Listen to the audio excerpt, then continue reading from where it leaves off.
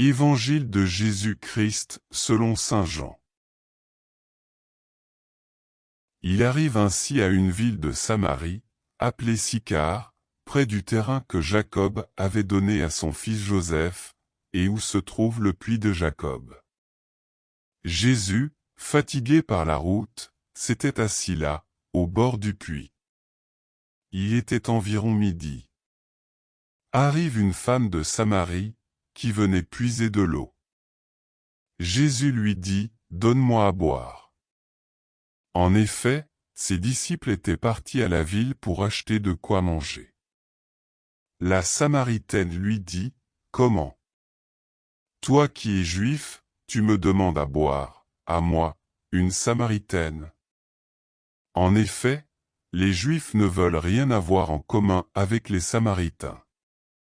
Jésus lui répondit, « Si tu savais le don de Dieu, si tu connaissais celui qui te dit, « Donne-moi à boire », c'est toi qui lui aurais demandé, et il t'aurait donné de l'eau vive. » Elle lui dit, « Seigneur, tu n'as rien pour puiser, et le puits est profond, avec quoi prendrais-tu l'eau vive?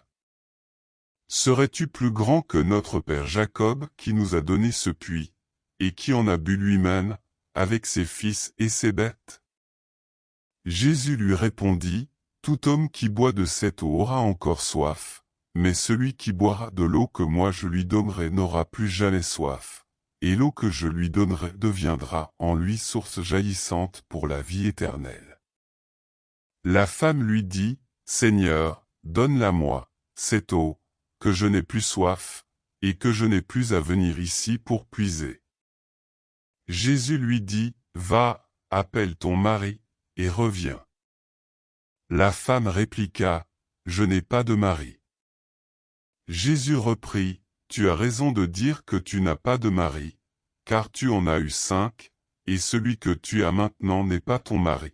Là, tu dis vrai. » La femme lui dit, « Seigneur, je le vois, tu es un prophète.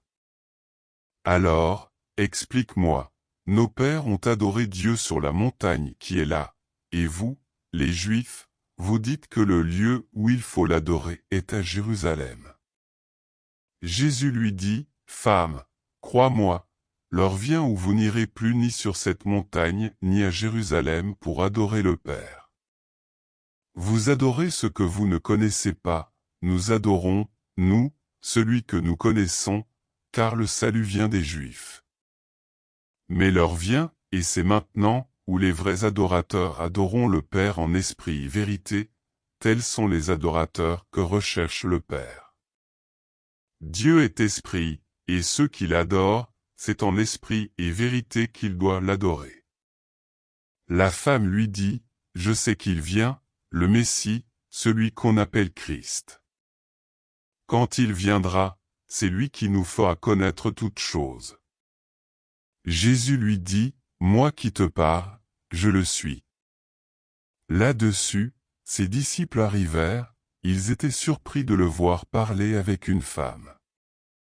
Pourtant, aucun ne lui dit, « Que demandes-tu » ou « Pourquoi parles-tu avec elle ?»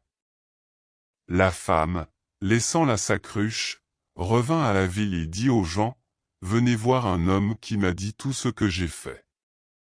Ne serait-il pas le Messie ?» Ils sortirent de la ville, et ils se dirigeaient vers Jésus. Pendant ce temps, les disciples l'appelaient, « Rabbi, viens manger. » Mais il répondit, « Pour moi, j'ai de quoi manger, c'est une nourriture que vous ne connaissez pas. » Les disciples se demandaient, « Quelqu'un lui aurait-il apporté à manger ?» Jésus leur dit, « Ma nourriture, c'est de faire la volonté de celui qui m'a envoyé et d'accomplir son œuvre. Ne dites-vous pas, encore 4 mois et ce sera la moisson? Et moi je vous dis, levez les yeux et regardez les champs qui se dorent pour la moisson.